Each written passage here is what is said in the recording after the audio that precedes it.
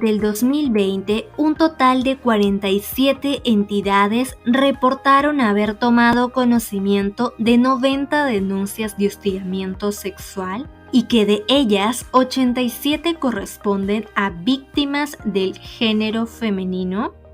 Por eso es muy importante tomar acciones para prevenir el hostigamiento sexual laboral. Pero antes de empezar, es necesario tener claro estos tres conceptos. La violencia laboral es toda acción que provoque directa o indirectamente daño físico o psicológico al colaborador. El acoso laboral son conductas habituales que provocan violencia psicológica contra un colaborador. Y el hostigamiento sexual, que es una forma de violencia generada por una conducta de naturaleza sexual o sexista no deseada por la víctima.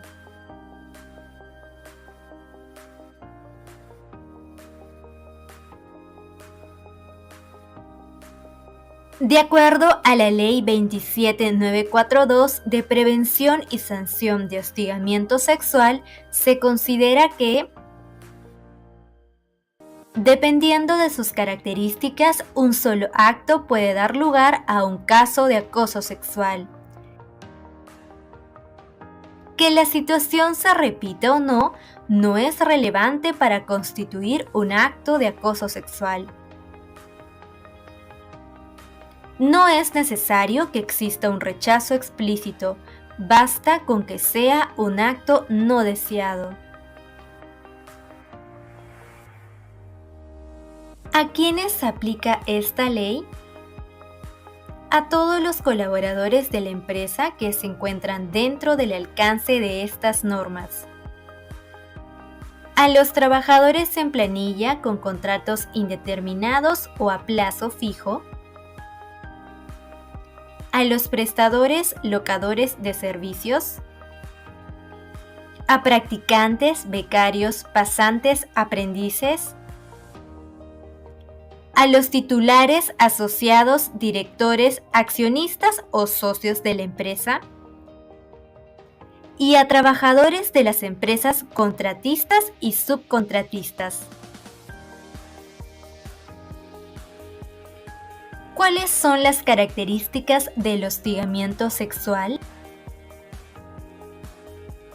Primero, debemos reconocer a los actores que participan en una situación de hostigamiento sexual.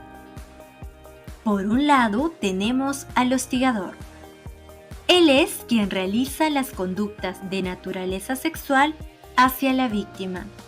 Puede ser hombre o mujer y no necesariamente puede ocupar un cargo jerárquico con respecto a la víctima. Por otro lado, tenemos al hostigado o víctima.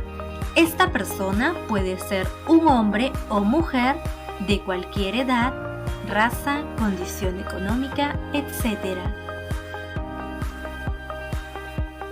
¿Cuáles son las características de un hostigador? Como acabamos de ver, puede o no tener una relación de autoridad o situación ventajosa con respecto a la víctima. Realiza un acto de carácter o connotación sexual que pueden ser físicos, verbales, escritos, etc. Su comportamiento no es deseado o es rechazado por la víctima. El sometimiento o el rechazo de la víctima se utiliza de forma explícita o implícita para afectarla en cuanto a su situación laboral. ¿Cuáles son los tipos de hostigamiento sexual? Chantaje sexual u hostigamiento sexual típico. Es cuando un empleador condiciona el otorgamiento de ciertos beneficios laborales a la entrega de favores sexuales de un trabajador, o cuando se le sanciona por negarse a entregarlos, se trata de chantaje sexual. Acoso ambiental u hostigamiento sexual por ambiente hostil de trabajo. Se produce cuando en el lugar de trabajo se realizan conductas físicas o verbales de carácter sexual que puedan crear un clima de intimidación, humillación u hostilidad que afecte a las labores de una persona. ¿Cuáles son las manifestaciones del hostigamiento sexual laboral? Verbales, proposiciones, chistes sexuales, piropos, insinuaciones sexuales. No verbales, miradas insinuantes, exhibición de fotos con contenido sexual. Físicas, tocamientos innecesarios, abrazos o besos no deseados, actos sexuales no deseados. Virtuales, uso de redes sociales como Facebook, WhatsApp, Instagram. A través de estos se contacta, se sigue a la persona o se transmite información sobre la persona. El hostigamiento sexual laboral trae consigo las siguientes consecuencias: menor rendimiento laboral y mayor accidentalidad. El estrés causado por esta situación genera una disminución de la concentración, dificultades de memoria, de atención en el procesamiento de la información y a su vez eleva los índices de accidentalidad en aquellos trabajos que conllevan riesgos físicos. Repercusiones en la salud mental: estrés, ansiedad, fobias, ataques de pánico, depresión, entre otros. Trastornos de sueño: es la dificultad para conciliar el sueño debido al miedo y o la agitación mental. Los mitos con respecto al hostigamiento sexual impiden que sean identificados o reconocidos porque se pierden entre los estereotipos, las ideas preconcebidas y las normas culturales. Asimismo, estos mitos naturalizan la violencia y culpan a la víctima. Toda esta situación oculta e impide que las denuncias por hostigamiento sexual sean tratadas adecuadamente. ¿Qué es el consentimiento? El consentimiento es cuando una persona manifiesta que acepta el comentario, conducta o chiste. En ese momento está dando su consentimiento.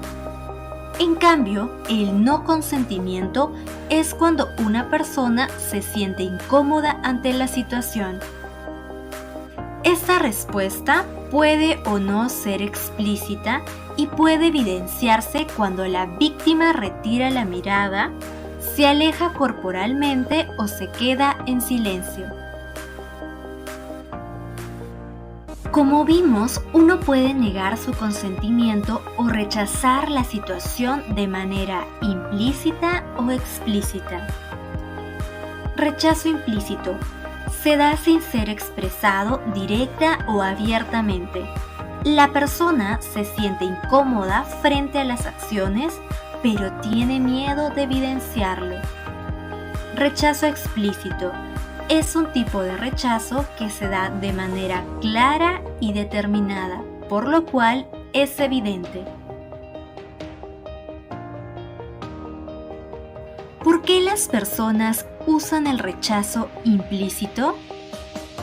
Porque tienen miedo a ser maltratados, ser despedidos, ser estigmatizados, recibir tratos hostiles, recibir menos carga de trabajo arbitrariamente, que no se le renueve el contrato de trabajo, ser presionados para renunciar. Para prevenir y tomar las acciones correctivas que sean necesarias, tenemos nuestro comité de intervención frente al hostigamiento sexual. La finalidad de este comité es investigar y emitir recomendaciones de sanciones y otras medidas adicionales para corregir y evitar casos de hostigamiento sexual. Cuando se presenta un caso, el comité realiza el siguiente procedimiento de investigación y sanciones. 1. Recibe la queja o denuncia. 2. Dicta las medidas de protección. 3. Investiga y propone las medidas de sanción y otras medidas adicionales para evitar nuevos casos de hostigamiento. 4. Dicta las medidas de sanción y otras medidas adicionales para evitar nuevos casos de hostigamiento. Asimismo, cuando se presenten estas situaciones, como empresa realizamos el siguiente procedimiento. 1. Inicio del procedimiento. Día 1. Se brinda atención médica y se informa al comité. Días 2 y 3. Se otorgan medidas de protección. 2. Etapa de investigación. Días 4, 5 y 6. Se comunica el inicio del procedimiento y las medidas de protección. Días del 7 al 15 se emite el informe de conclusiones. 3. Etapa de sanción. Días del 17 al 27. Se emite la decisión de recursos humanos. Comunicación de decisión final. Por último, como medidas de protección adicionales se encuentran la rotación o cambio de lugar del presunto hostigador, la suspensión temporal del presunto hostigador, la rotación o cambio de lugar de la víctima siempre que haya sido solicitada por él o ella, la solicitud al órgano competente para la emisión de una orden de impedimento de acercamiento o comunicación con la víctima o con su entorno familiar, y otras medidas que busquen proteger y asegurar el bienestar de la víctima. ¿Qué debo hacer si soy víctima de hostigamiento sexual laboral? En caso tú o algún compañero sea víctima de hostigamiento sexual laboral, pueden reportarlo poniéndose en contacto con Gestión del Talento o comunicándose a alguno de los canales